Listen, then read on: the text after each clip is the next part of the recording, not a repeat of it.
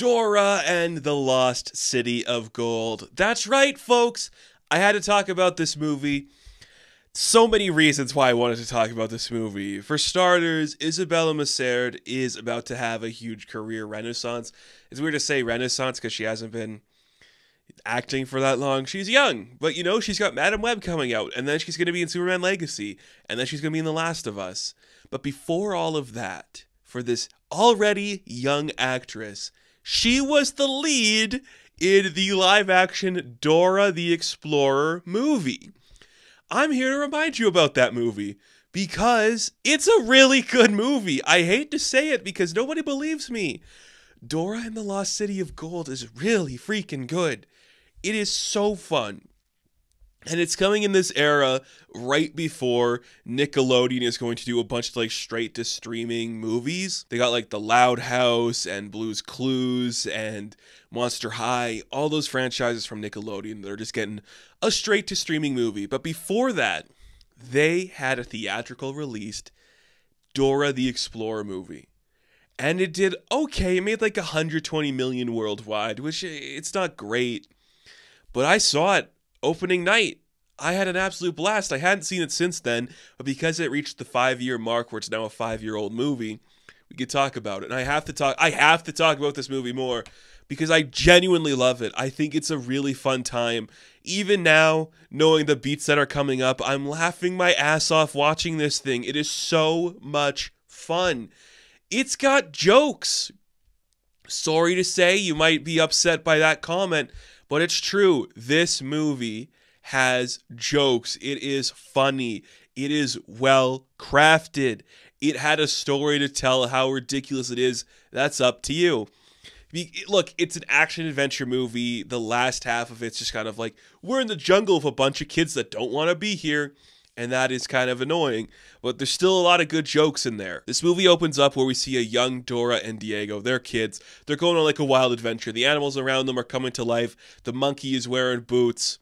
Swiper shows up, but they don't meet Swiper till later. It makes no sense, but they're just kids having a good time. They're 6 years old, and essentially that week, sometime, Diego is moving with his parents to the city. And you're like, oh, so they're leaving, like, the jungle to go to, like, a city in the area? No, they're going to, like, California.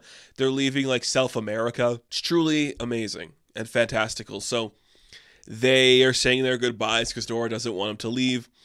And then 10 years go by, so Dora is 16, and she's kind of like, she's like a really good adventurer jungle lady. And here's the thing that's just amazing. Like, they made Dora look like Dora. And yes, she's 16, so it's not like a toddler running through the jungle. It makes more sense that she's older like this. But she's wearing the Dora clothes. She's got the Dora haircut. And Boots looks like Boots. It's really fun. But the idea of this is her parents, played by, let me get this right, Eva Longoria and Michael Pena, are going to go on like an adventure because they're explorers, so that she has to go live with her family for a bit in California. So you have this girl who spent her entire life in the jungle. She knows all of its creatures. She knows how to like survive in the wilderness. She now has to do one thing she's ill-equipped for, and that is go to high school. And I'm sorry, it's really funny. I said this before, I will say it again. Isabella Massard, or Isabella Bonaire, when this was first coming out, she is so freaking talented. This is hard to do authentically. You have to be happy at every single moment. You don't understand why people aren't impressed with you. You don't understand why people don't like you. And the entire time, she conveys it so perfectly. When she first gets to, you know, the airport and she's sliding down the rail and Diego's like, oh my God, this is going to be a lot. She doesn't know how hard high school is going to be. And then they get to high school and there is bits at high school. There are bits at the high school. It is really funny when they have to go through security. And she's just got a bunch of shit, like a flare gun. And she's got like, just like a survival kit, and you're like, now everyone's being held up because she's got a backpack full of shit and she doesn't know why this is weird. And then she knows a lot about the rainforest. When there's like, you know, the one smart lady's like, save the rainforest, she's like, oh my God, the rainforest, it's dying, which one? And she lists off every rainforest. There's jokes. There is jokes in this movie. I don't care what anybody says, there are jokes in this movie. It is funny. It's funny. okay? It works really well. There's like a school dance and nobody wants to dance, but she's like, I could do a dance. Here's the elephant. Here's the flamingo. And you're like, this girl is crazy. And you kind of love her for it. It's so good. Oh, she's so convincing. She's happy the whole time. And then only later when she's alone, when she can't get a hold of her parents, does she like show any signs that she's breaking inside. And what happens from there is her and a couple of her friends. So her, Diego, the smart girl who's just like, I'm above all of this. And then like this weird white boy that she like draws on his shirt and he's instantly like struck. Like, you like astronomy too? Whoa. I'm like a nerd video game boy, but I don't know how to authentically write that in 2019. So I'm like this. When they're at a museum, they have to find like an old exhibit, right? Find something old. The oldest thing found wins. You see that Dora, because she's trusting in everybody, gets kidnapped by like some people that work there, like Tamura Morrison, who's one of the bad guys, and they get kidnapped and they get locked in a crate and they get sent to South America because they want to find where her parents are so they can find the lost city of gold. That's what we're doing. And I'm like, that is really funny. I'm sorry, it is really funny when all of this happens. It works so well. It is so cool. I love when Eugenio Derbez shows up and he's just like, hey, I saw you in a crate. Do you want to be saved now? I love it. It's ridiculous. And then we have a fight with Swiper on like a weird airfield base. And it's like a Looney Tunes cartoon. It is so good. First off, Swiper shows up in this movie. He's looking like an animated fox. He's got his like little bandit mask on. Benicio del Toro is doing the voice, and the first fight scene with him is just Dora schooling this fox. He's like stuck on like the propeller of a plane and he can't escape it, and Dora like catches and he flies off, and it's so much fun because they kidnap the map. It's so freaking good. It's so good, and you're just like, why are we putting so much time into this Dora movie? It's so specific and strange, and I don't understand why we're doing it this way. But then we spend like the next like 30 minutes walking through the jungle. Our smart girl has to take a poop. So Dora's like, it's okay. I'll sing a song while I shovel you a hole to shit in.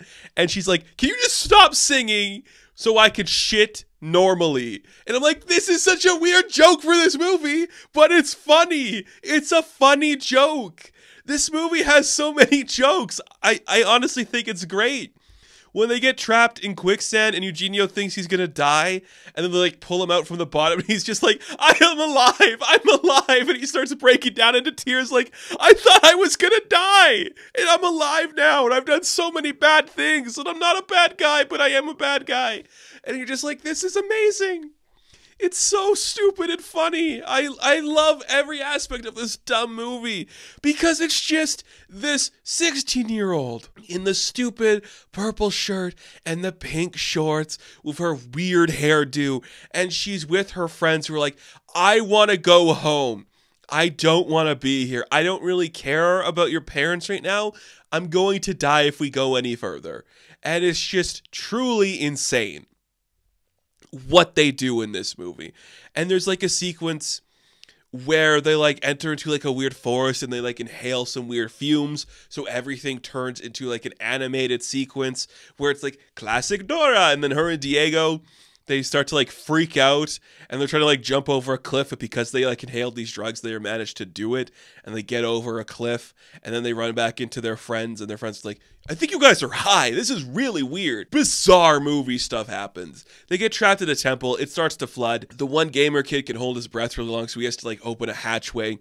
They go through it. The place drains. It turns out Eugenio was actually working against them, and he was a bad guy. So he's with Tamura Morrison and Swiper, and now they have kidnapped her parents, and they have to go to the Lost City of Gold. And then, for no reason, this entire time, we've been watching like, this girl doesn't know how high school works. She's an outsider and different. Diego's upset with her. Suddenly, at the end of this movie, for no real reason, it turns out there is a lost city of gold. The Incas had it. Nobody could really find it. And they find like this weird old treasure chest. There's like a big golden monkey. And then like an old lady that they met earlier who lives in this jungle. It turns out she's like a guardian spirit that guards over the city, and her like guards show up, and she transforms from like an old lady into a young lady, and her and Dora are able to talk because Dora can study old ancient languages. And she like saves like Dora and her family and her friends, and they're able to leave. And you're like, what? What's going on?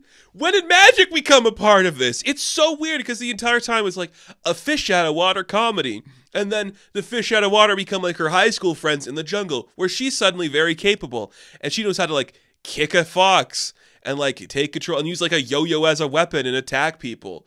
And then it's just like, actually, this is a secret hidden village that's built on gold. We have like a statue that is worshipped. And if you take it out of here, a huge storm is going to come and overtake our entire thing. Very Kingdom of the Crystal Skull for some of it. It's very strange. What is going on?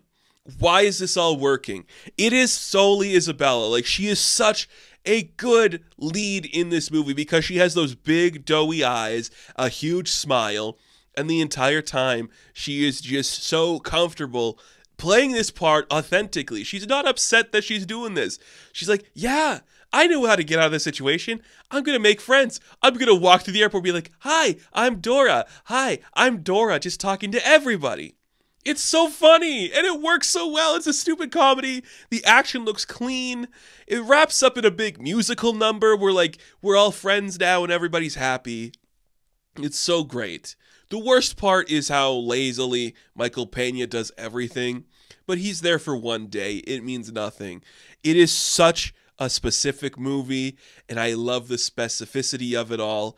This one is good. I genuinely love this movie. It is surprisingly funny, surprisingly well handled. It looks really good.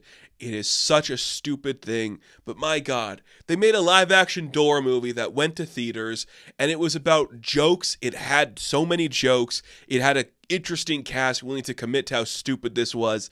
It's not some big prolific work, but by God, is this exactly how you should do a Dora movie? And then there's just a sequence randomly where she tries to talk to Boots. We didn't talk a lot about Boots, but Boots is in here, and she could kind of talk to him. And then there's a sequence where he's just like, you're not a child, but you're not a kid. You're a teenager, and it's a confusing time in your life. But you'll have friends to help you through it. And it's Danny fucking Trejo as Boots. And you're like, what? And then that sequence is great because she thinks this monkey is talking to me. No one else can hear the monkey. The entire time she's pretending she knew what the monkey was saying, but then the monkey actually talks to her. It's a really good joke. I don't think you understand how good of a joke that really is. It's super fucking funny. This movie is awesome. Please watch it. I love it to no end. I think it's truly a masterpiece and one of my favorite movies of 2019. It's brilliant. I would put Isabella on any Best Actress nomination list because she's so good. She's so good. This movie's awesome. It's funny. It's cool. It's Dora. It's unabashedly Dora. And if you grew up with Dora, like I did, this is Dora. So thank you all for watching this episode about Dora and the Lost City of Gold. Be sure to like and subscribe to the channel. As always, you can check me out on Instagram, TikTok, and Twitter. And of course, I will catch you in the next one. Have fun. Stay safe. And swiper, no swiping. Okay? Why does the fox need a mask? Who's going to recognize a fox? It's so good.